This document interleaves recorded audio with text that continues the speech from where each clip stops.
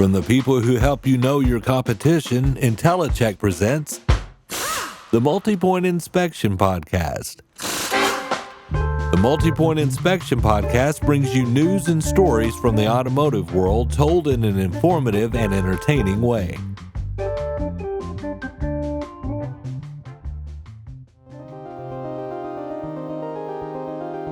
As the smoke clears from the CDK cyber attacks and software outages, cybersecurity and data management are undoubtedly top of mind for automakers and dealerships moving forward. Tim Hayden, CEO of Brain+Trust Partners, says that data literacy is key and that investment into cybersecurity is an absolute must for dealerships to help protect them from future events. For 20 years, I've owned agencies, I've started agencies, I've worked for agencies, but I've also done the same thing on the software, the technology side, where I've started software companies and I've actually worked for a few.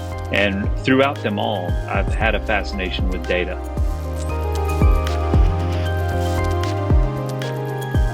Tim Hayden, CEO of Brain+Trust Partners.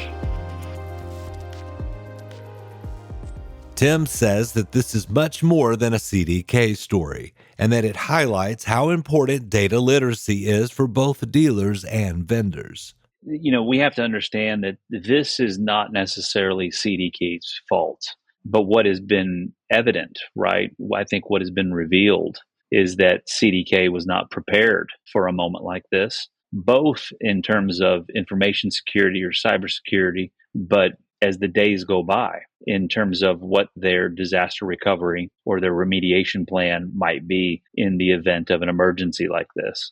And that's natural. I mean, I want to be clear, for good reason, there's going to be a whole lot of finger pointing. There's going to be some litigious liability finger pointing that happens here. And it's probably not wrong when we get down to the actual dealer group, when it does become publicly known where the attack took place. Even though they're calling it an outage, they're backtracking from earlier statements that they made about it being a cyber infiltration or penetration where someone broke in and was able to pull via CDK or through CDK, be able to pull 50,000 plus records of customers that had sensitive information in it. Everything from social security numbers and driver's license numbers, VIN numbers, phone numbers, credit card numbers, whatever it might have been. And I think when we think about this, it is an exclamation. It is severe punctuation around the current state of data governance in retail automotive. It's not a CDK story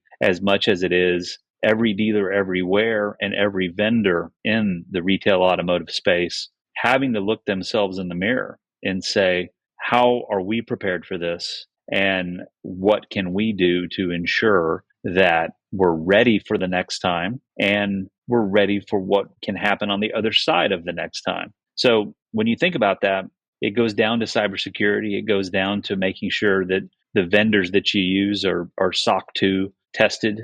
That just means that there's been penetration testing against the software you license to mimic a hack. And if they are SOC 2 tested and they have passed those tests, vendors should quickly be able to share that with you. The other side of it is vulnerabilities.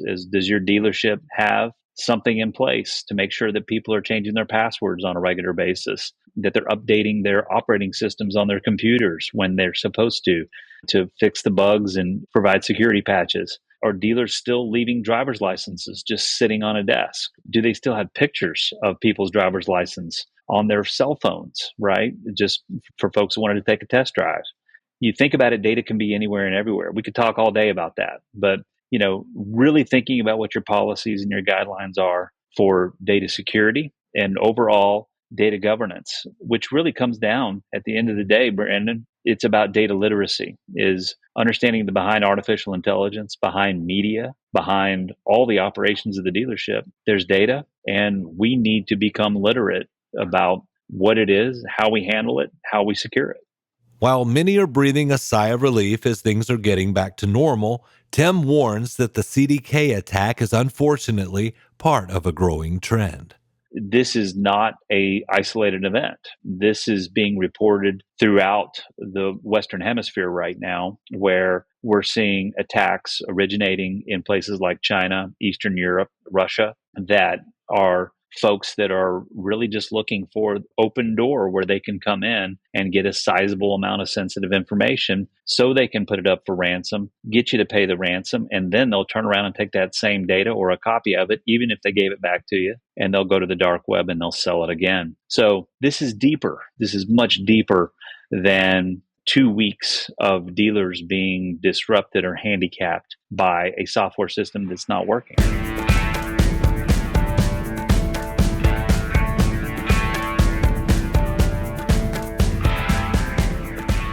I mentioned to Tim that I was just finishing up episode 36 of the Multi-Point Inspection podcast, which is about the Repair Act, and that the opponents of the law mentioned cybersecurity issues as a huge reason for this not to pass.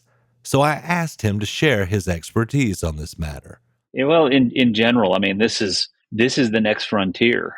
We talk a lot with our clients about the notion of being able, through a smartphone that's been paired with a vehicle that you sold, your ability to pull a OBD diagnostic code from that vehicle, right? You don't need all the connected vehicle data, but if you can get the diagnostic code of the health of that car at that moment and set a rule that the mobile app, once it's home on the home Wi-Fi, can beam that code back to the dealership, and the dealership knowing that, hey, we've got these people that we can call and tell them if they come in for a $200 repair order today, we might save them from, if they kept driving for 2 weeks, a $1,000 repair order, right?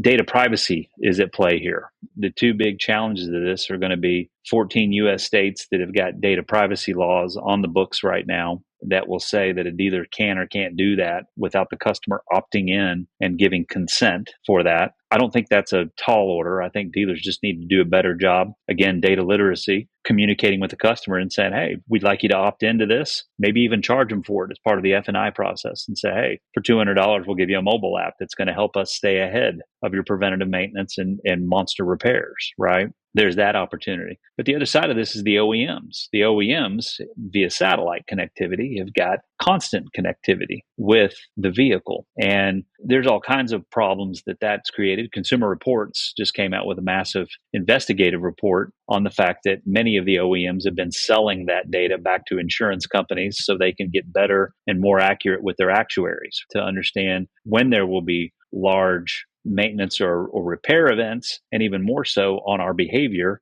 Think of it as a credit score. Who's driving fast and who isn't? Who's hitting the brakes heavy and who's not? That gets us into data privacy and everything there. Last part of that too, Brandon, I mean, just think about this is the number of used inventory, pre-owned inventory that's out there where people have paired their address books with their vehicles, or even more so, all of the other data that car pulls from that smartphone. It's all sitting in one of the CPUs or the memory on that vehicle. So this is the other thing car dealers will have to do is they'll have to be able to know how to test what's on vehicles so they can wipe that clean before they sell that car to a second or third owner. So they don't have the ability to pull everybody's address books and other information off that vehicle as well. So data gets sticky. It's a slippery slope.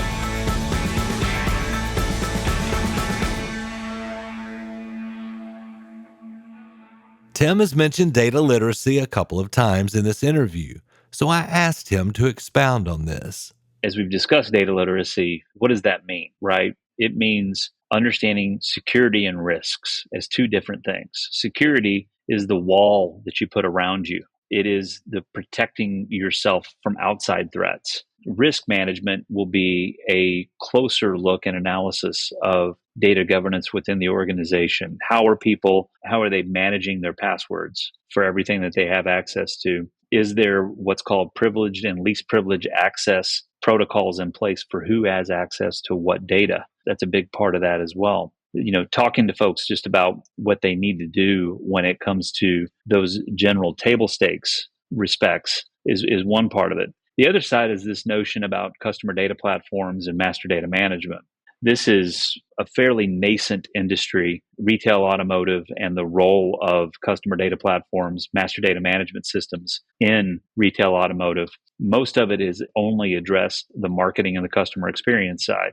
But I think we're going to see more and more of these vendors that are coming in and saying, how about creating a connection with all the systems in the dealership to have all of the data come into one platform, then allowing artificial intelligence or machine learning to be able to clean up and structure that data. On the low-hanging fruit side, you'll have the customer who identified as Bob when he comes in for an oil change, but his name is Robert when he buys a car, right? Let's just create one record for Bob in that situation. So there's a lot of operational efficiency that comes through doing that. But the thing that the CDK moment is creating is for those vendors to also say, hey, you're actually with us, you have a copy of all of your data in another place working for you to do more things with marketing, more things with better customer experiences, lowering your expenses, and much more secure because it's encrypted end to end, which the FTC safeguard rule says you have to do anyway. We'll do that. And by the way, if this ever happens again, you'll have a copy of all the information in real time here as a backup to help you continue to at least moderately operate with confidence if your DMS or another mission critical system is disrupted or breached and goes through an outage again. So it's a short way of saying that, we need to educate everyone. We need to invest in cybersecurity. We need to make some investments from a technology standpoint that put us in a position of readiness for the future. I'll add to that also will ready the dealer to be in a place where they can incorporate artificial intelligence, because artificial intelligence, absolutely, when it comes to things like semantic search and vector databases, many of these data platforms will prepare data and put it in a readiness state for dealers to start to use AI that's trained on their data rather than using ChatGPT or something else, which is also a security threat. So again, it's really a contiguous list of things that a dealer's got to do to not only make it through this and be prepared for the next time or the single time that happens to them, but what else can they gain in terms of readiness and efficiency moving forward? We'll talk about future-proofing, ideologues versus opportunists, and more after a word from our sponsor. Perception is not always reality. And, there's this perception that the dealerships are more expensive for everything. And InteliChek kind of confirms that that's not the case. InteliChek helps dealerships become aware of where their prices stand in regard to their competitors. And InteliChek does a good job of giving us that pricing data to confirm that we're in the market. And this allows dealerships to make their customers aware of their competitive pricing. I placed 2 placards in the business center so they could see that while they're over there working on computers. I also placed it in our coffee area. We have a glass wall there, so when they walk in, as they're putting their creamer and sugar in their coffee, they're going to look up and see the pricing for our pricing as well as our competitors. Introducing InteliShare. InteliShare contains all of InteliChek's promotional tools that you can use to promote your favorable prices, including InteliAds, the printable flyers that you can show off in easel displays, InteliMedia for your digital media boards, and InteliWidgets, so you can show off price comparisons on your website and even let your customers schedule from the widget. Just having access to that data that they're able to provide gives us a good plan of how we're going to proceed. Call 877-827-7273 or go to InteliChek.com to find out more about how the InteliShare Series can help you grow your business.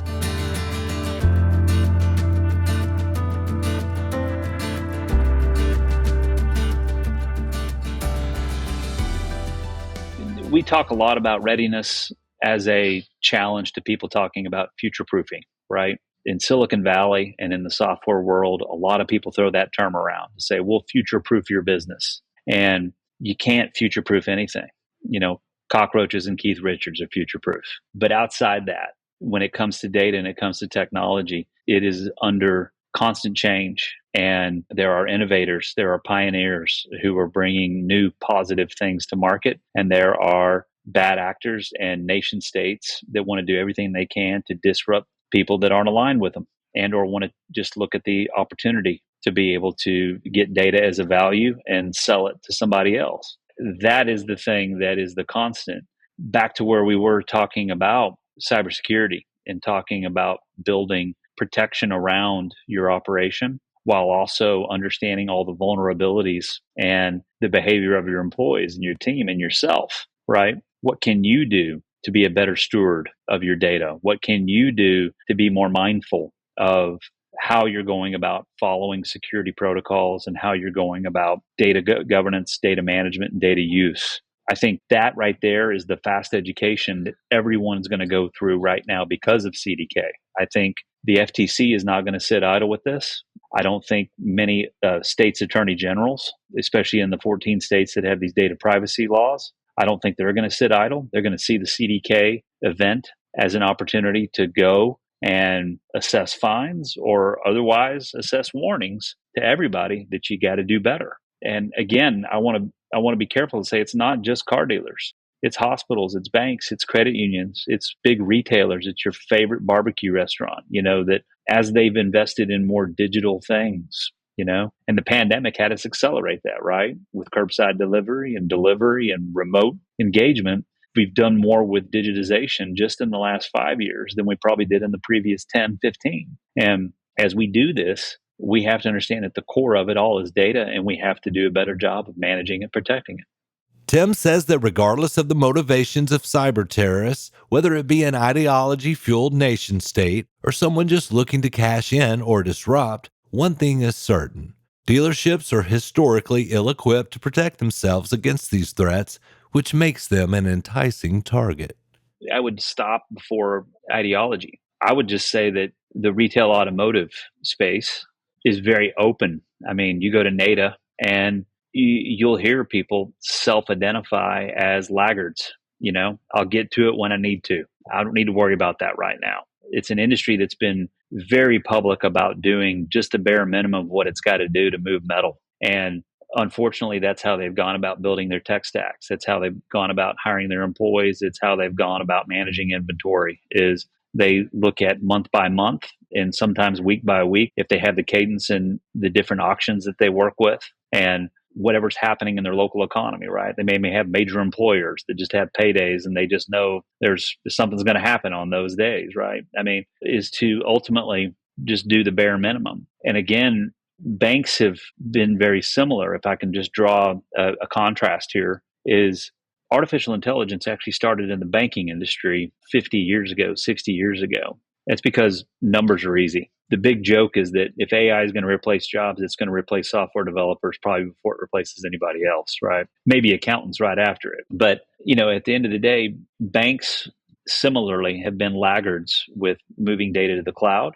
They have been slow to embrace artificial intelligence for customer experience operations. They've been slow to use it for data analysis operations. And it's not because they were slow to do those things. It's because to even move forward with any of those things, you'll have to have a strong, deep look at how you manage data, which they've usually just allowed the core providers in that industry. You've got FIS, you've got Jack Henry, an Oracle company that own a big majority of the core business, the immutable ledger that all the checking and savings transactions takes place on. Think of a DMS. Everything that it manages and operates with is not dissimilar from what banks have in the core of the bank. But most banks have just said, hey, I'll let them handle this, right? That's where everybody's information is. And I think all the above, the bad actors or the opportunistic actors, because I don't think they're all ideologically opposed to Americans or car dealers. I think what they're doing is they're looking for industries that have just been a little slow to adopt and a little bit slow to progressively and contemporarily move forward with the way they manage their technology and the way they basically institute policies and education of their employees. And I just think that that's what the opportunity is. But you're spot on, Brandon, when you say that whoever it is, and right on, it doesn't matter where they came from. It's just that they came. And this is not the first or the last time that this is going to happen. And the reason they're doing it is because, if anything, the CDK moment is just going to be, you were talking about the peers, the CDK peers, white knuckling it. Well, the other side of it is that whoever the bad actor was, whoever the intruder was, they see that. All the other folks that are on their side are saying, oh, well, if they could do that, I bet we could too,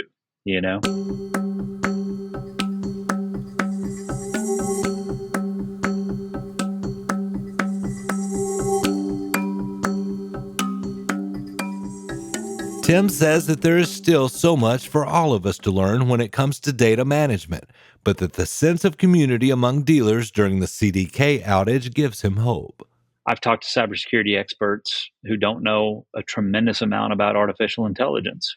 I've talked to a lot of dealers who know a little bit about AI, but don't know anything about data privacy. I think the congealing and the severity and depth of what's happened with CDK is going to have us start to put together interconnected lists and priorities in terms of what we need to do. And the great thing about the retail automotive business is how they've navigated just the last 2 weeks. There's been a very strong community conversation on LinkedIn and other places, on Facebook, everybody helping each other find workarounds and find ways to navigate what the disruption has brought to them. We can only hope that on the other side of it, that we have the very similar collaborative and combined conversations on how people will be ready for this in the future. And with that, becoming more educated and much more literate with what they need to do from a data management and security standpoint.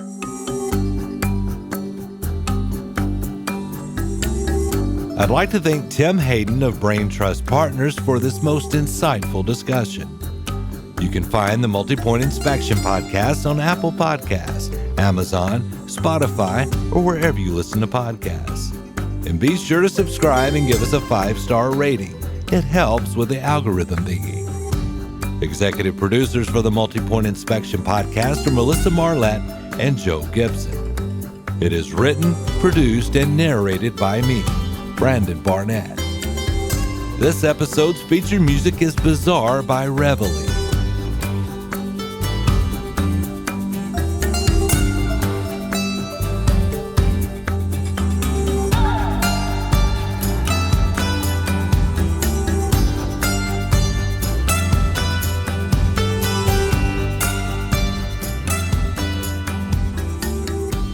Check out the full uncut interview on InteliChek's YouTube channel, where we go even deeper into the CDK cyber attack.